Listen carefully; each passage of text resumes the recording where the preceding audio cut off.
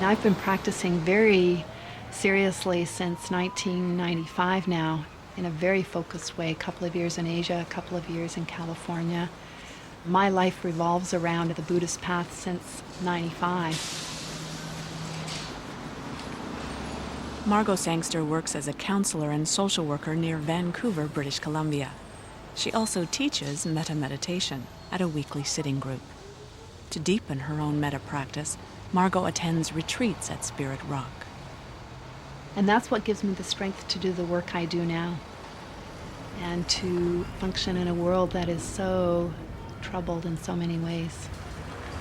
Hi, Margot. Hey, Sharon, how you doing? Good. Guess what? What? I spent money on groceries instead of beer. All right, good woman. I'm very proud. In the beginning, to be honest, it was quite overwhelming to be hearing so many stories on a daily basis of so much suffering. It was a fertile opportunity, though, to practice loving kindness and then also to practice compassion. I hope you're taking care of yourself in all of this. I'll connect with anyone on the streets. I just meet them where they are, and if they're suffering, then I want to try to, if I can, offer them something. It can be something as simple as looking them in the eyes. It can be something as simple as a smile. But it's about respecting life, all of life, whatever the life circumstances of that person are. So I'll connect and offer what I can in any circumstance.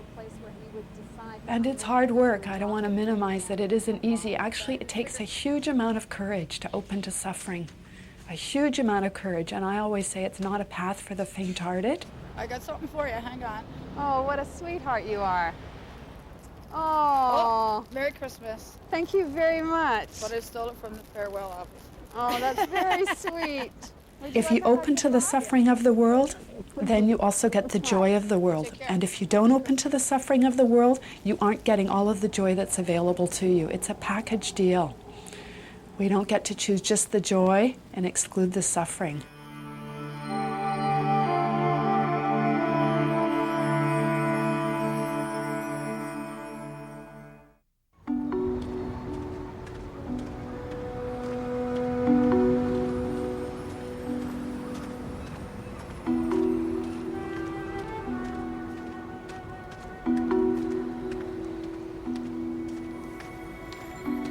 Hey, Robert. How you doing? Not bad, not bad. I'm working with income assistance recipients, providing counseling, assessment, referral, outreach. Yeah, I want to. I work with people who are having a hard time, are really struggling just to sort of make it through day by day. Suffering is part of the human condition. When we come to understand that, that can be hugely liberating. Well, Metta or loving kindness fits into this in a big way in terms of it's a wonderful gift to offer to everyone, to ourselves, to those we're working with, to the whole world. And it really provides a support, a foundation for the work that I do.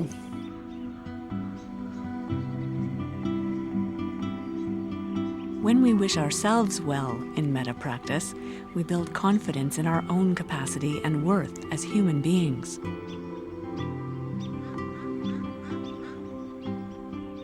Extending friendliness to the world reflects our own basic goodness. Metta meditation gives us the courage to face whatever life brings without being overwhelmed or fearful.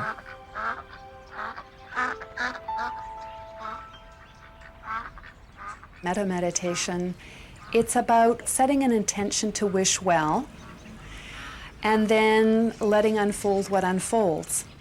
And many people forget that, particularly Westerners, because we have so much, or many of us at least, have so much self-hatred. So we often wish it to others, but we have sometimes great difficulty wishing it to ourselves. So that's part of the healing journey. Your ability to wish yourself well profoundly affects your ability to wish others well. I've become very aware of the fact that if I don't take really good care of myself, I won't be of any use to the client. So I know what I need to do.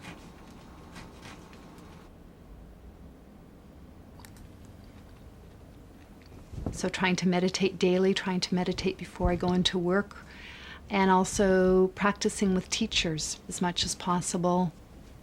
Really taking care of myself on all levels, emotional, physical, spiritual.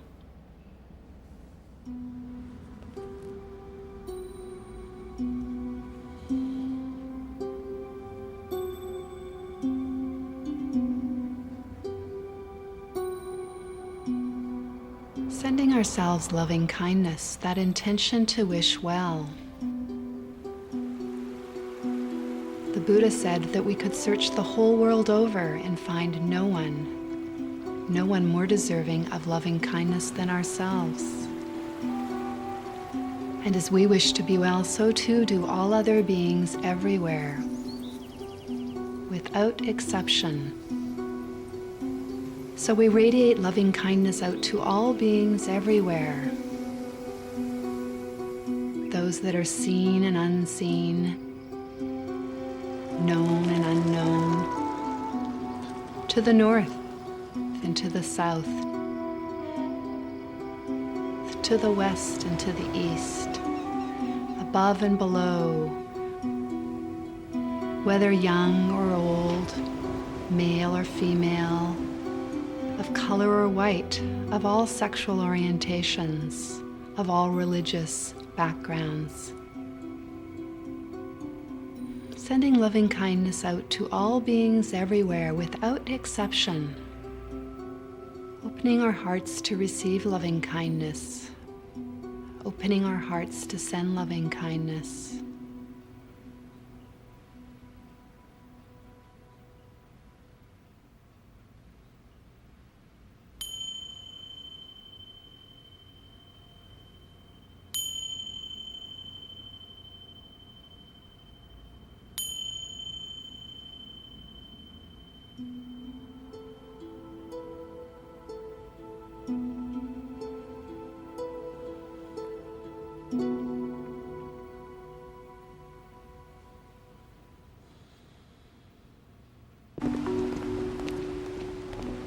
Increasingly, on a very deep level, I'm understanding that the sense or the perception that there's a difference between self and other really is an illusion.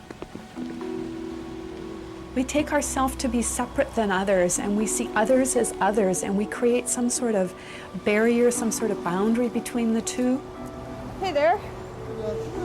How you doing? $1 million question. It does make a difference. The more I've practiced meditation, the more I'm starting to see the fallacy of that.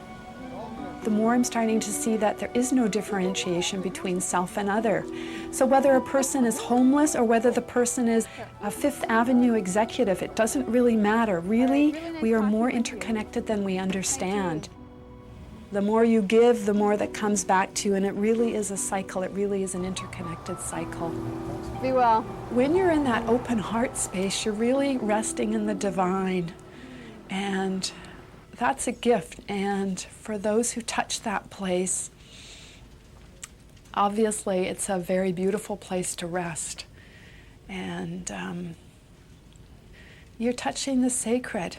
And the sacred is beautiful, and the sacred moves one to tears, not necessarily from a place of suffering, from a place of joy. There's a huge amount of freedom and a huge amount of liberation that's waiting for people, for those who are willing to show up and work with what is. And meditation is a fairly simple practice in many ways. It's being mindful of the present moment and all that it holds for you, whether it's pleasant or unpleasant. It can be hugely transformative.